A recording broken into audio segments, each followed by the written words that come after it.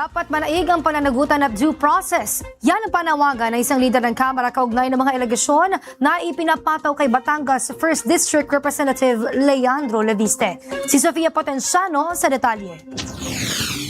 Pag binenta mo yan at tatakasan mo lang, anong pinagkaiba niyan sa mga ghost project? Ito ang pahayag ni House Committee on Energy Member at Lanao del Sur 1st District Representative Zia Alonto Adyong kaugnay ng mga aligasyon sa prangkisa at mga kontrata ng isang renewable energy company na iniuugnay kay Batangas 1st District Representative Leandro Leviste.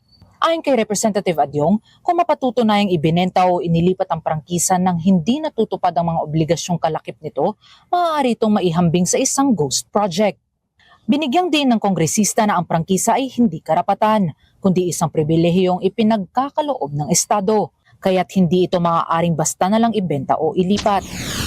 There's a batas if there's a merger or selling or transfer or any of their controlling stocks ng isang company na binigyan ng grant na to operate under this franchise, it should first notify the House of Representatives. That's very clear in the law. Dagdag ni Representative Adyong, maaari itong maging isang paglabag sa batas kung walang paunang abiso at pag-aproba ng Kamara. Aniya, mahalagang matukoy kung sino ang may aktwal na kontrol at pananagutan sa operasyon ng prangkisa, lalo na kung may naging pagbabago sa istruktura ng kumpanya.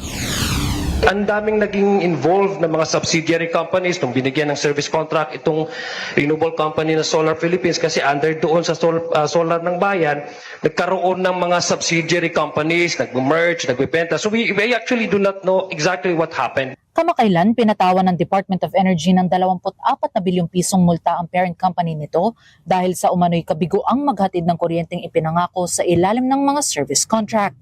Bagay na itinanggi naman ni Representative Leviste.